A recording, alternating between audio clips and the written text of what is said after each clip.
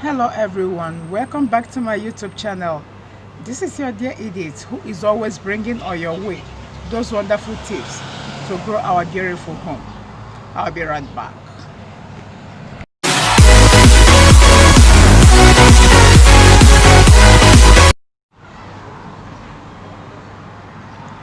Welcome back. Like I said earlier, I believe one thing, that a good home gives birth to a good society. This is why I am so concerned about marriages. It keep on surprising me how people fall in love and fall out of love, get in marriage and get out of marriage just within a short time. They don't have the patience again to wait and to grow up their marriages. I think they are lacking people who will tell them what marriage is all about. But I am here to tell them that what the things you should do to have a successful marriage, because marriage is not all about bread and butter. Like I said earlier, the topic is how to grow a successful marriage. This is part 3 of it. I've done part 1, part 2. This is part 3. I will start on my last topic that said about generosity. If you are not a generous human being, it will be hard for you to make it in marriage, because in marriage we are doing on selflessness. You must be selfless. If you're a stingy person, you don't like to share your time with anybody, you don't want to share your resources, you don't want to share your money, it will be hard for you to make it in marriage. Okay? Another thing is that we have to know the difference between a man and a woman. Because if you don't know the difference between a man and a woman, it will be hard for you.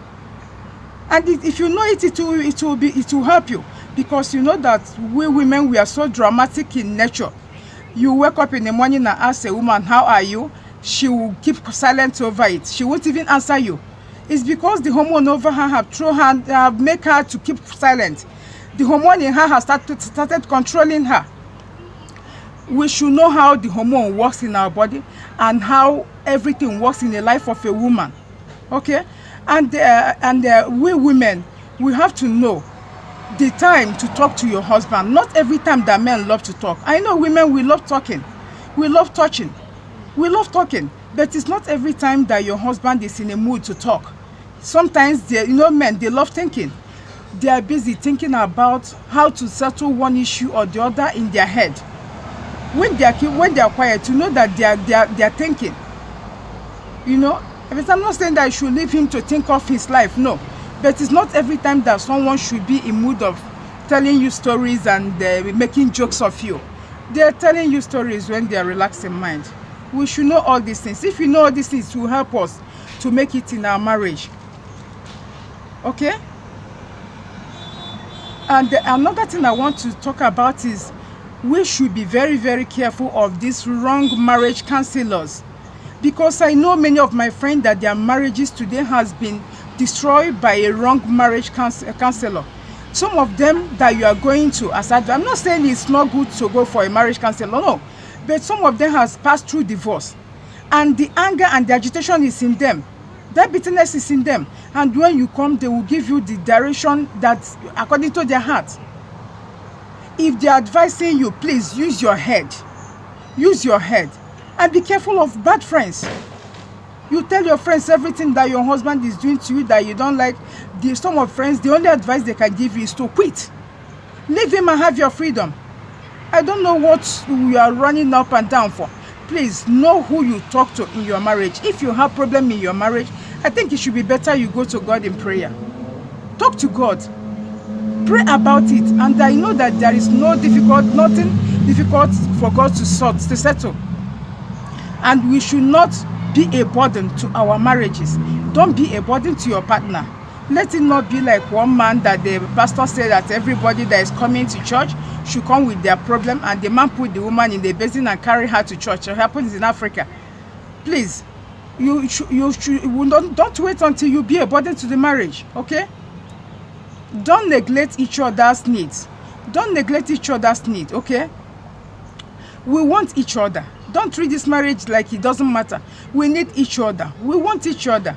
Don't do that. Don't always show your partner that, oh, I can survive without you. I cannot survive without you. Okay? Please, we should know that we need each other. Another thing I want to hit is that I have known a lot of men that follow their wife like how flies follow physics. Okay? Or some women that follow their husband, you smell a female perfume or you smell that. Please stop being a monitoring spirit. Stop being a monitoring spirit. That you monitor a man or a woman will never stop him or her from cheating. Okay? But just to give the person advice and try to train yourself and love one another and respect one another. When you love and respect one another, it will give you chance. It will give you a chance to do the right thing. And you have self-respect. Okay? And another thing I want to say is that we should know how to correct ourselves. Know the right time to correct your partner when the person goes out of line. Some men, they are good in correcting their wives or their husband. The same thing with women. Some of them are good in correcting their partners in public. Please find a way of settling your issues. Anybody that have problem with your husband, find a way to settle it. Make it as a joke, crack it as a joke, and you see everything will just go. Okay? We should try to add mutual respect in every of our opinion. Okay? Please. Some of the men that always are so bossy at home, it's good, but it's not good that your wife hear that your footsteps are coming and she starts shivering, or your children. Okay? Instead, you guys should learn how to correct each other's in everything you are doing. And another thing we should know, that this marriage of a thing is not friendship. In friendship, we overlook. In marriage, we want you to be perfect. Because the person wants to get the best out of you. You have to be the best for that person. In friendship, you can even throw your shoes in the salon and the person will just look at it and just go his way. It doesn't matter. But in marriage, the person wants you to put in your best, wants you to show your best. The person wants you to be a perfect person. If your partner see you doing a wrong thing and he or she did not correct you, it means that the person does not have interest in this marriage. Okay? And don't be angry, don't be offended when you are being corrected. Because it's only someone who loves you that can correct you.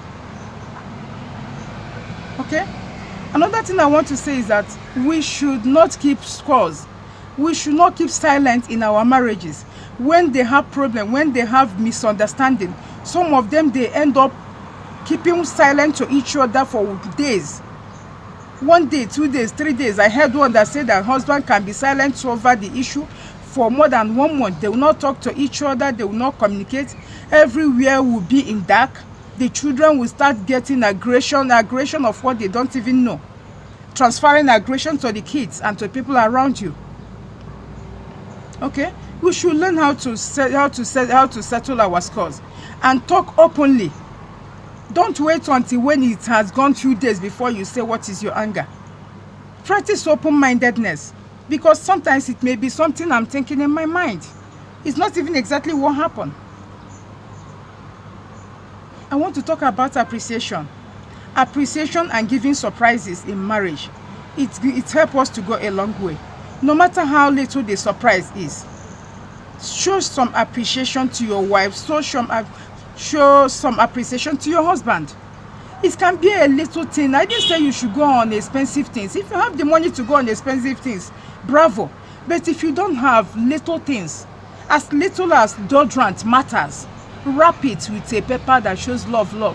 Even if it's something that is second hand, that's the only thing you can afford. Even if it's just a common bead, even if it's common a boxers, appreciate it, wrap it in something, make it presentable, and give it to your partner and tell him that I appreciate you for all the time, all the energy you have put into this marriage. Okay? It's very important.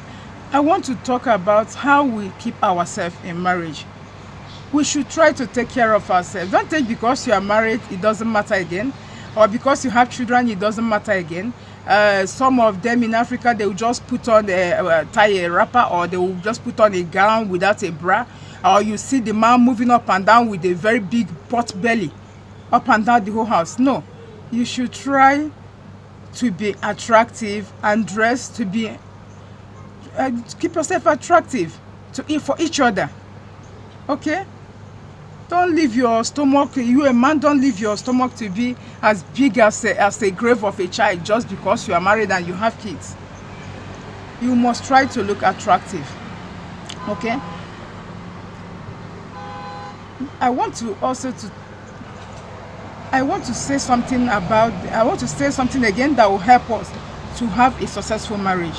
I think it's all about living a life of comparison, because when you start to compare people and compare people's marriages and compare people's fashion and compare people's what they're eating, how their house looking, they're just creating jealousy in your heart. And you know that jealousy is a sin. And they start pushing you to do some certain things that you are not even planning to do. If your marriage is not the way you want it to be, if it's not in the standard you want it to be, then make time and build that marriage the way you want it to be. If your husband is the type that don't know how to dress up, go to shopping, take money from him, buy those good shirts, good things that you want him to wear, those perfume you want him to wear. The same thing with a woman. If you're a husband and you don't like the way your wife is looking, she's always looking so tattered, please help her out. Buy some things or advise her on the perfume you want her to wear, on the kind of clothes or kind of a hairstyle. Or if she's a kind of a person like me that is a full woman, plumpy woman, and you want that skimpy one, you can advise her. Advise her, encourage her to go for gym. Okay? But for me, I'm not bothered because I know my husband loves me the way I am. Okay? You understand?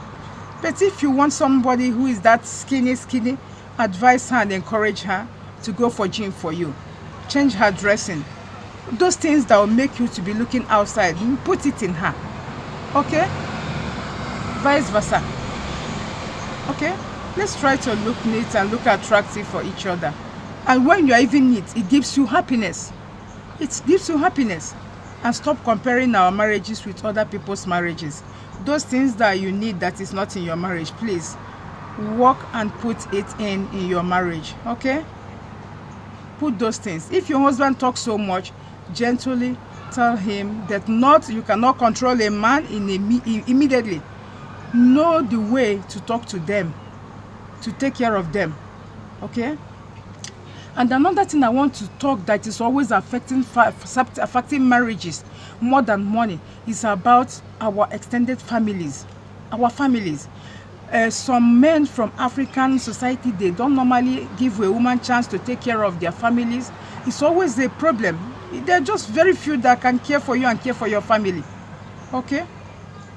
We should not say that they say you should marry and cling to your husband. Does not mean that you should forget where you are coming from and forget that you have younger ones who are looking up to you for their help, or even your aged parents. Don't forget them. Some women, I find out that when their husband bring their mother to the house, you see the woman, she's so happy, she's dancing, she's jubilating, singing, doing everything. She's very happy, telling the husband all series of stories. But immediately it is the husband's mother that come in for visitation. Her eyes will be, Pam, that witch has come, that wicked woman has come, that woman that always controlling us, that controlling freak woman has come. If you're calling your mother-in-law, your mother of your husband, a winch, if she's still alive, it means you are married to a son of a winch. I know some of our mothers can be so dramatic, but you should know it's about the hormone in them, the menopause.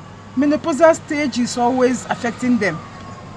Their life is always 1 minute happiness, 1 minute anger, 1 minute cold, 1 minute hotness.